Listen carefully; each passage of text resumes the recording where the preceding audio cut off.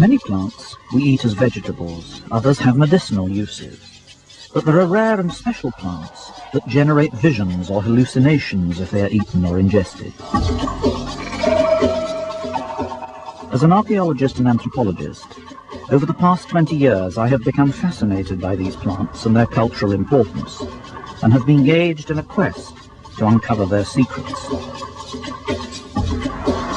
Salvia divinorum is thought by some to contain the most powerful natural hallucinogen known to man.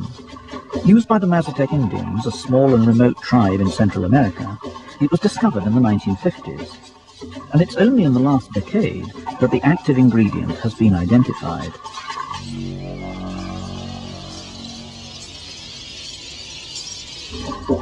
Despite the dangers of taking any hallucinogen, to uncover the secrets of this sacred plant, once again a team of specialists was gathered. The effects of salvia have never been recorded scientifically, and over the next few days the team would help carry out a series of unique scientific experiments.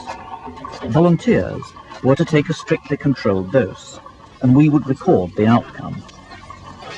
Ah, Françoise, hello. Hello, André. Great, very nice you could make it. Well, I'm very happy to be here. Françoise Friedman was my first guest. An anthropologist at Cambridge University, she had made a special study of the use of salvia in Native American culture. And you've spent a lot of time in Mexico. I spent some time in Mexico, more time in South America, but I find the Mazatec and all the people of Oaxaca really interesting. Nice to see you. Nice to see you. Tim Kendall was the next to arrive. The consultant psychiatrist and director for the Center for Psychotherapeutic Studies, he brought a very different expertise to the team. You think it's very different to other hallucinogenics? Yes, yes. My experience is working with people who are hallucinated usually from emotional causes. I'm very, very interested in how this might appear and work with people who take salvia. The plant we're considering today grows in a very restricted area of Central America in the province of Mexico called Oaxaca. It's a mountainous and very rugged area, hard to move around in even today, and it's inhabited by the Mazatec Indians. Living in this fairly remote region, they've kept many of the practices of their traditional culture. One of them is this plant, Salvia divinorum. It belongs to the same family as common garden mint, and yet its effects are quite different. It's very rare and native only to a small part of Mexico, where it's considered sacred.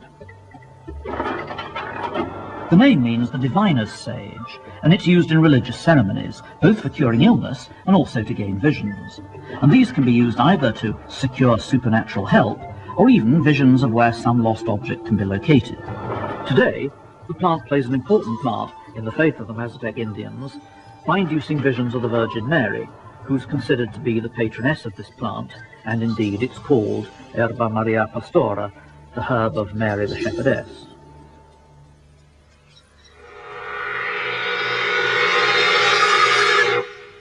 Well, this is clearly a most intriguing plant, and the question is really how it's come to have this special status and how it's to be seen as actually sacred, and the way in which it seems to give access to these hidden stores of knowledge and memories.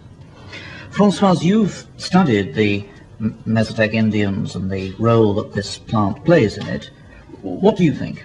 I think salvia has is a very unique plant which has played quite a unique role, and I think we should be prepared to look into what the indigenous people themselves say about it.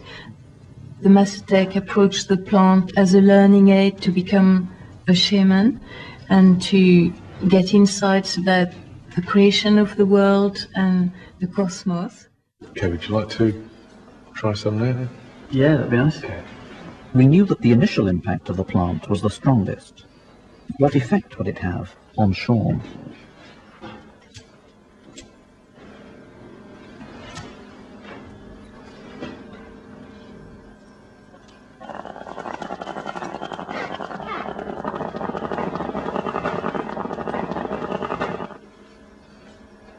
Before you finish sucking, take your finger off the hole. That's it. Excellent. Okay.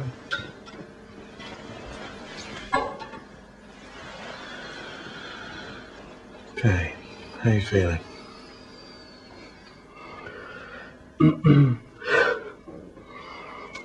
feeling quite good, suddenly disorientated. Okay. Do you think you'll be able to stand up?